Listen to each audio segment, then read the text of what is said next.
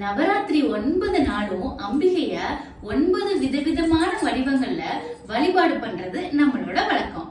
இந்த வருஷம் 2025ல நவராத்திரி 2 days சூப்பரா சக்சஸ்ஃபுல்லா எல்லாருமே கம்ப்ளீட் பண்ணி முடிச்சிருப்போம். அன்னைக்கு டே 3 9 வடிவங்கள்ல ரொம்பவும் முக்கியமான வடிவம் வாராகி. சோ 3வது நாள் வாராகிய நம்ம எப்படிலாம் கவனிச்சுக்கணும், என்ன மந்திரம்லாம் சொல்லணும், அவளுக்கு என்ன பிடிக்கும் அப்படின்றத இந்த வீடியோல பாத்திரலாமா? வராக முகம், கையில பெரிய சக்கரம் வச்சிருப்பா, 8 கை இருக்கு அவளுக்கு.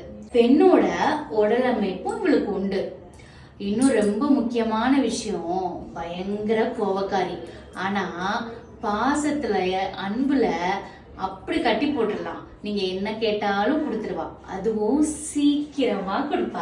இவளுக்கு லீடர்ஷிப் குவாலிட்டியும் ஜாஸ்தி. எப்படி சொல்றேன்னு பாக்குறீங்களா?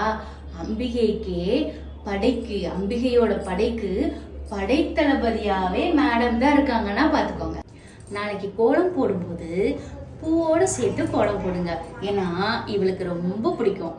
2வது குங்குமம், சம்மங்கி இந்த மாதிரியான மலர்கள் வச்சு அர்ச்சனை பண்றத ரொம்ப விரும்புவா. பிரசாதம் பண்ணும்போது கோதுமை கொஞ்சம் கலக்கிற மாதிரி ஏதாவது ஒரு ஸ்வீட்டோ இல்ல சக்கரை பொங்கலோ செஞ்சு சாமிக்கு நைவேத்தியம் படைக்கலாம். பலாப்பழம், மாதுளம்பழம் அதுவுமே ரொம்ப பிடிக்கும். இது மாதிரி எல்லாம் வழிபடலாம். இதெல்லாம் எங்களால முடியலங்க, எனக்கு சாமி மட்டும்தான் கும்பிட முடியும் அப்படின்னா பரவாயில்ல, ஒரு விளக்கேத்தி வாராகி அம்மனை மனசார நினைச்சு கும்பிடுங்க, மனசார கும்பிடுங்க, கொஞ்சுங்க, அழகா கொஞ்சுங்க. அந்த செல்லக்குட்டிய நீங்க கொஞ்சினீங்கன்னா உங்க கூடயே வந்துருவா. நீங்க கேட்கிற வரத்தை உடனே கொடுத்துருவா. ரொம்ப நாள் வெயிட் பண்ணவே தேவையில்ல, உடனே உங்களுக்கு வந்துடும்.